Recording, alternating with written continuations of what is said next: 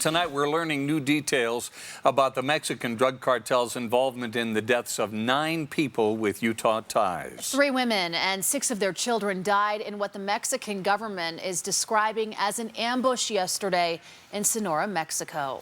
Fox 13's Lauren Steinbrecher has spent much of today tracking down family members. She joins us now with how they say the cartel has threatened their family in the past. Lauren.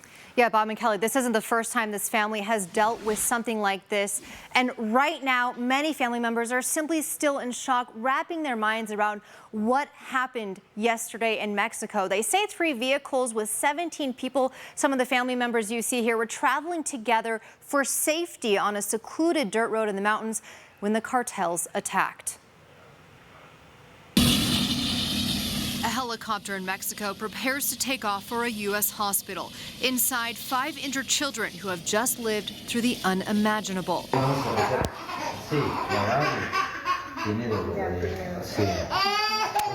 Who have just survived a brutal drug cartel attack that killed their mothers and siblings.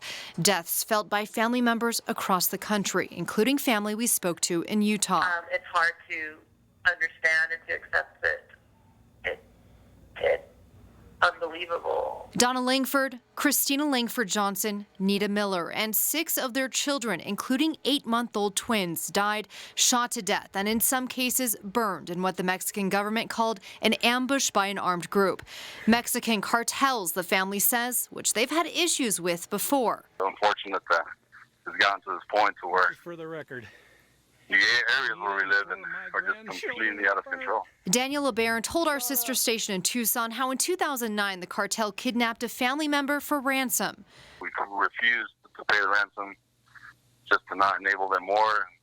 We knew that would just continue and make our situation worse. So as a retaliation, they killed 2 members of our community. 10 years later, the family's faced with this attack. Nita and 4 of my grandchildren are burnt. Later Monday night, family members say they found 8 children who survived the attack. They say a 13-year-old boy hid the younger children in the bushes and walked miles, waiting hours for help. Family found the youngest survivor, a 7-month-old baby, still strapped in her car seat.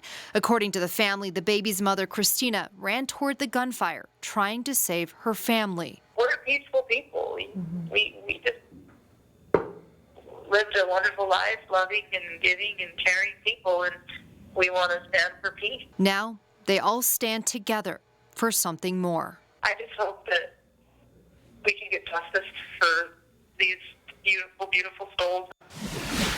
Oh, from what we understand, the 5 hospitalized children are expected to be okay. They're in Arizona tonight. Live in studio, Lauren Steinbrecher, Fox 13 News, Utah. In a news conference with the president of Mexico, top Mexican leaders said it is possible the convoy of vehicles the family drove, including 2 suburban trucks, may have been confused by Pacific cartel criminal groups fighting for control in that area of Mexico.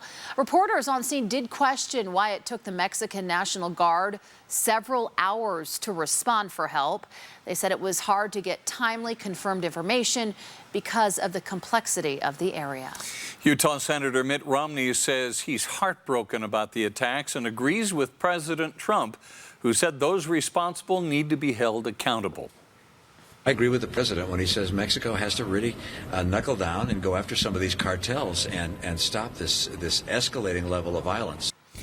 A GoFundMe account has been set up to help the victims' families. So far, it has raised more than $76,000. We'll link you to this page from fox13now.com. The families who were attacked have ties in the area dating back to the 1800s. Early Mormon leaders in Utah sent church members to settle throughout the West. It was toward the end of the 19th century when they established several so-called Mormon colonies in the Mexican state of Sonora and Chihuahua. Many of those settlers left during the Mexican Revolution from 1910 to 1919, but many of those who remained held on to fundamentalist ideas about polygamy. It goes all the way back to when the mainstream church did away with polygamy. Some people traveled to Mexico to continue the practice of polygamy. And so you see a variety of communities through Chihuahua and Sonora that have some sort of affiliation with Mormonism. And the modern community of La Mora has residents with a variety of faiths. Some consider themselves faithful mainstream Latter-day Saints, and some are connected to offshoot sects. Stay with Fox 13 News as we continue the investigation of the massacre in Mexico and get updates on the survivors' conditions. We'll bring you any new information as it comes in.